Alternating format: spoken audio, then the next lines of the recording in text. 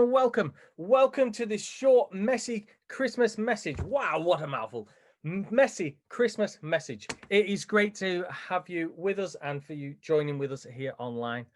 Hopefully you've been able to collect a messy Christmas bag from church earlier on today and you have enjoyed getting crafty and doing the different activities. In your bag, you will have found there's some colouring sheets, there's crafts, there's activities, maybe a couple of sweets and chocolates too. We hope that you've had fun getting crafty, creating, colouring, and maybe also eating the chocolates. If you're anything like us in our house, you've probably eaten the chocolates on the way home. Hey, but that's okay. It's Christmas. You will have also found in your bag a small booklet that looks a little bit like this. And you will have found one of these little flyers telling us about Mr. Emporium's gift shop, okay? And some details on the back of how to watch that. And you'll have also found a little postcard which has all our Christmas services on as well throughout the rest of December and what's coming up. So do please check out our other service and activities on here. And if you would like to find out about anything else that is going on at St. Cuthbert's Forward, or you want to know about our weekly gatherings, when we meet, where we meet, how we meet, then do check out our website, www.stcuthbertschurch.net.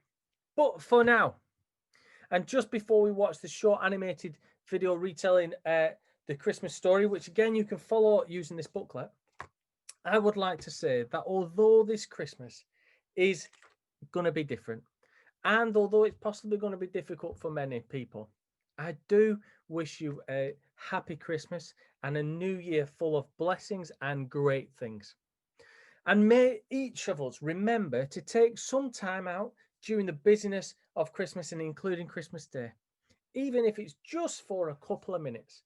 And let's think and pray for those who are less fortunate than ourselves. Let us be praying and thinking of the hurting, the lonely, the homeless, the sick, the needy.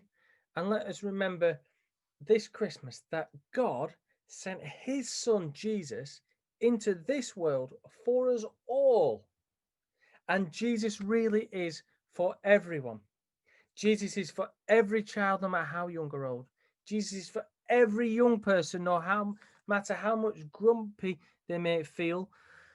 And Jesus is there for every adult, no matter how much nagging they do to clean your bedroom. Jesus is there for us all. So let's remember that this Christmas, God sent his son into this world so that we could all find peace, so that we could all find joy, and they'll all find love, and we could all find a hope for now and a hope for the future. So let's watch this short telling of the Nativity, and before heading over to watch Mr. Emporium's gift shop using the address on the flyer.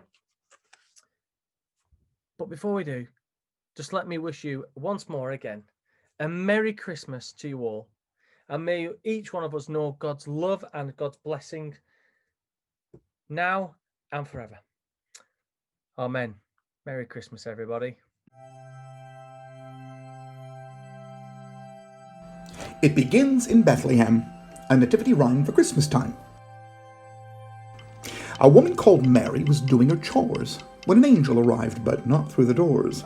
He simply appeared, and she dropped to the floor. "Hello, Mary," he said. "God is with you."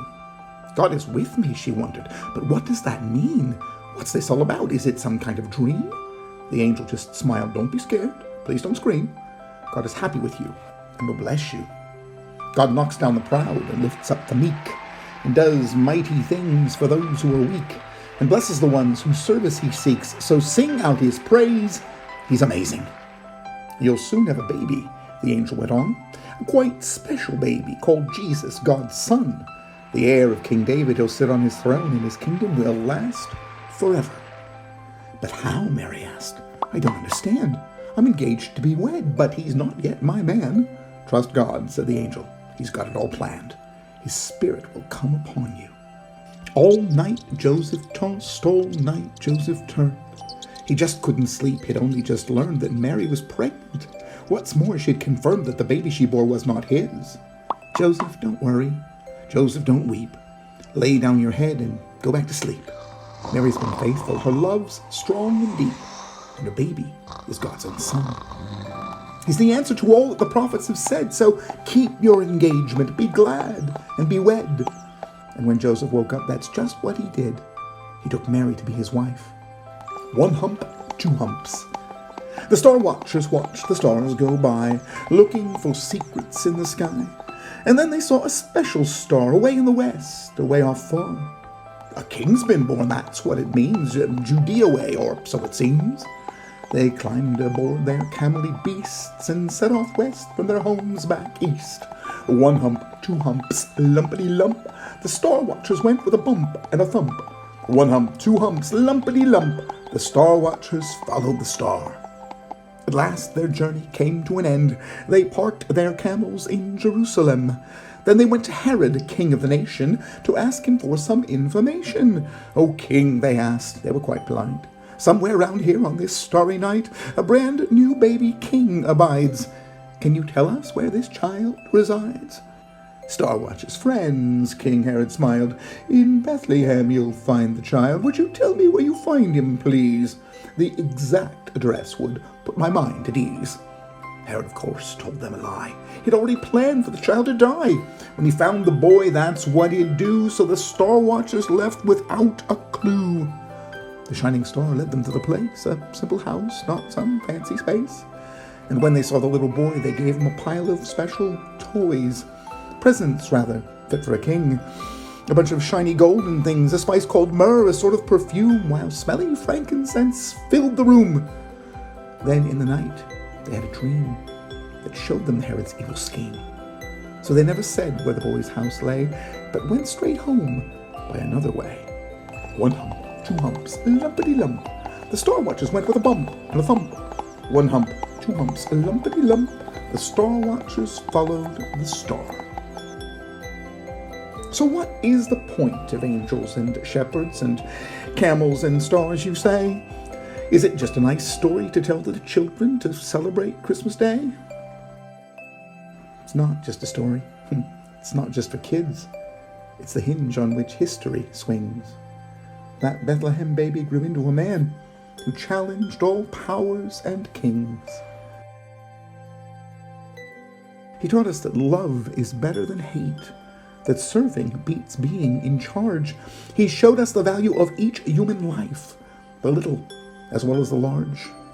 And then, on a cross, he died for us all, died to take all our wrongs away, and walked 3 days later right out of his tomb to turn death's dark night to day. And that is the good news the angels proclaimed. The heart of all Jesus would do. A new life for now, a new life forever. That's his Christmas present to you.